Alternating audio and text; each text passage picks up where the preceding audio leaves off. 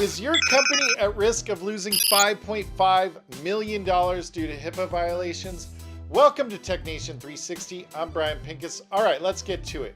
Lately, we've been talking about HIPAA privacy regulations and the fact that business associates and employees of covered entities need to implement policies that ensure compliance.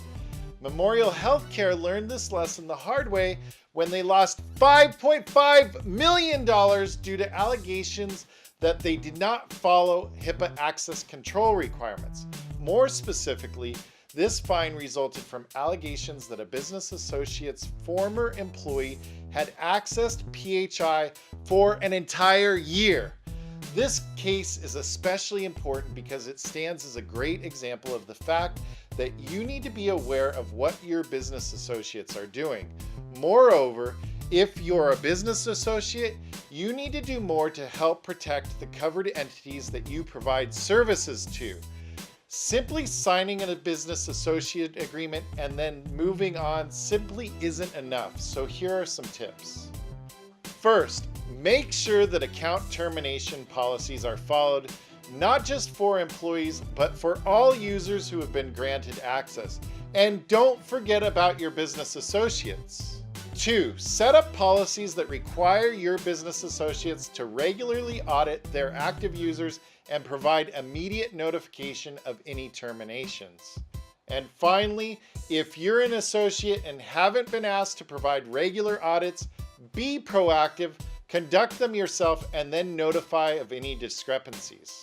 All right, now lastly, there are 4 implementation specifications associated with the access controls standard that you need to review today. Number 1, unique user identification. Each user needs to have their own credentials so that actions that are taken on systems are traceable back to the specific users.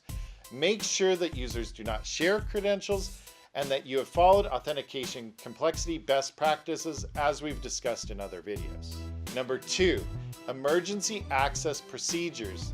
Be sure to consider how you will— Oh my God! Okay, it's happening. Everybody stay calm. What's the procedure, everyone? What's the procedure? Stay calm! Wait. Everybody calm down! No, Michael, no! We're trapped, everyone for himself! Okay. Let's go! Let's go! Get out of my way! Okay. Oh.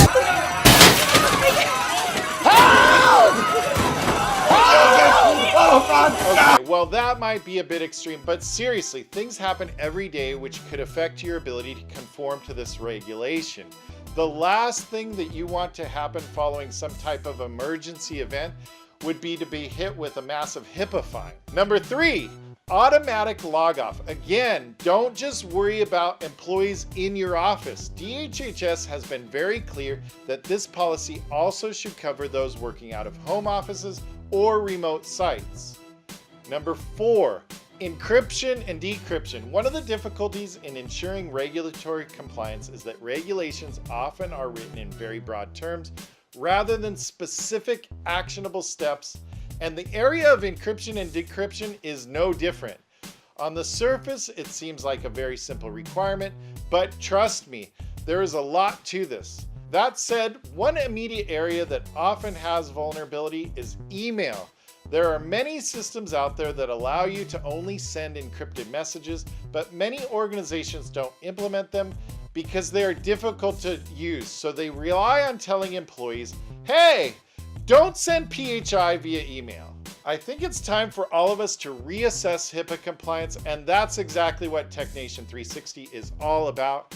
TechNation 360 is a national network of technology professionals across the US who want to thrive with technology, but we can't truly thrive if we go at it alone, and that's where you come in. I'd like you to join the nation by following TechNation 360 on all major social networks.